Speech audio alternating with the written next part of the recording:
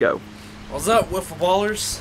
Right now we're going to talk about pitching strategy, how you should think as a pitcher. But first, let's go over the strike zone, strike count, my bad. It's the same as in baseball. You have 4 balls and it's a walk. You have 3 strikes and the batter's out. Strikes if it hits the laundry basket. We play if you hit the batter, it's a ball, but some Wiffle Ballers play where it's a walk. So you just kind of got to agree before you start the game. And that goes with how competent the other pitcher is. Oh, you don't want to have it not a fun game when there's constant walks. So anyway, continue. Yeah, when we first started playing, we were kind of wild, so we were walking everybody, so we just started counting it as a ball. But first, let's go over the strike zone. First, high and away, you definitely want to stay away from high and away. It's a very easy pitch to hit, and low and away is kind of a high risk, high reward. If it's certainly a good pitch with like sliders and such, but if you leave something hanging low and away, then it's probably going to get hit. I like to stay high and inside the batter and a little high up toward the strike zone, because that's a really hard pitch to get around on. I like to throw fast, so it's really hard to get around on that.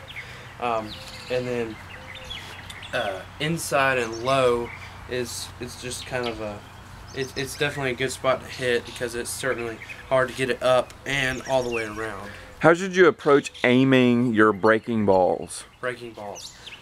For any type of ball that's going to break down, just fall off the table, you want to kind of start it about belt high to where it breaks out of the strike zone. So you're actually making your breaking balls not strikes, right, trying to get them to chase it. Exactly. You got to think like the hitter. If I'm a hitter and I see a ball coming belt high, I'm swinging. But then, it just fell off the table. Strike.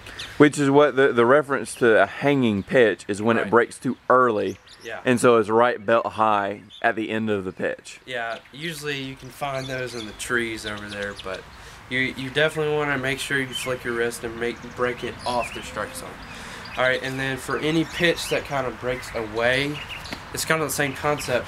You want to start it, usually I like to start it low and away to where it breaks out of the strike zone, so it looks like meat and then it breaks out. For me, I'm kind of different, because I have what's called a slurve, and it's just about a 6-foot break. And so a lot of practice, I actually start like the pitch outside the batter to where it breaks in and hits the inside corner. And that's only something you can do with a wiffle ball, and that certainly takes a lot of practice. But I mean, if it's coming outside, I think it's a ball, and then it breaks in and hits the inside corner.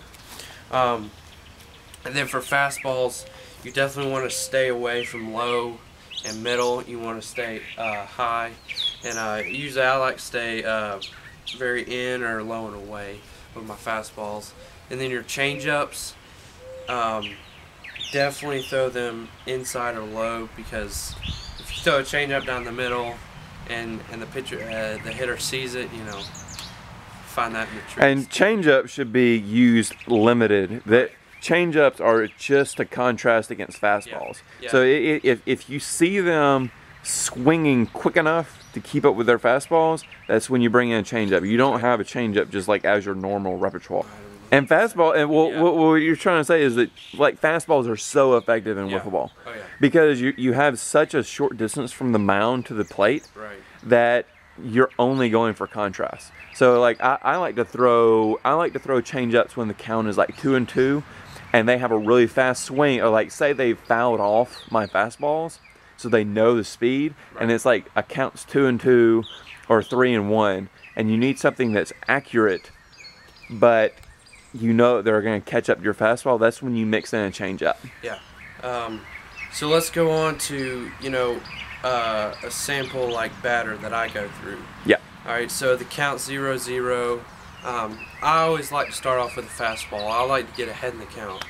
So let's say I throw a strike 0-1. All right, they're thinking I just blew one by them, and so I'm gonna go with a slurve next. I throw a really fast slurve, and so they might be expecting something slower, but I'm gonna throw something faster.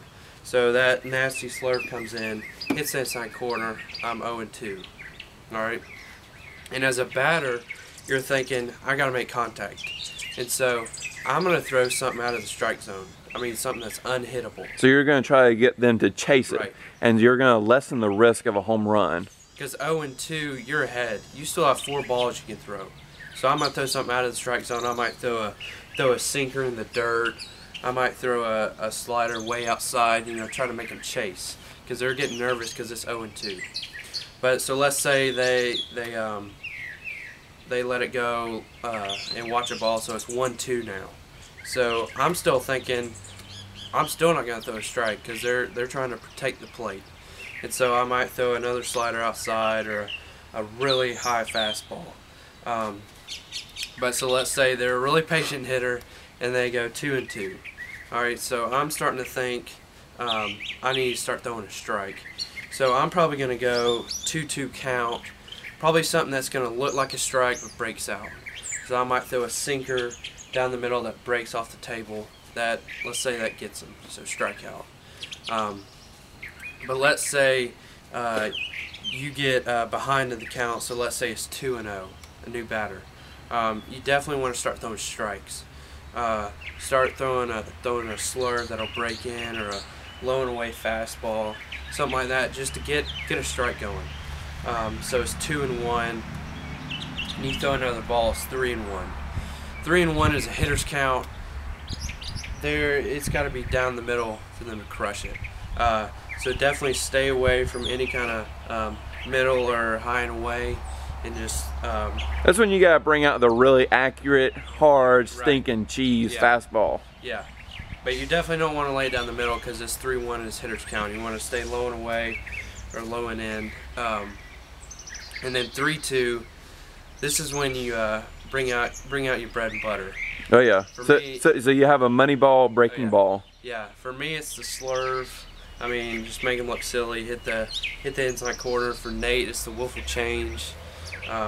Just something a breaking ball that can just make them look silly. Oh yeah. So a lot of what goes into wiffle ball pitching isn't just throwing awesome pitches, because anyone can learn.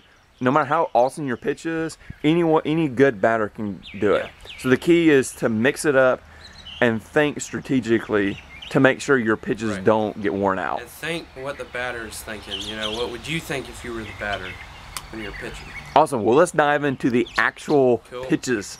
All right.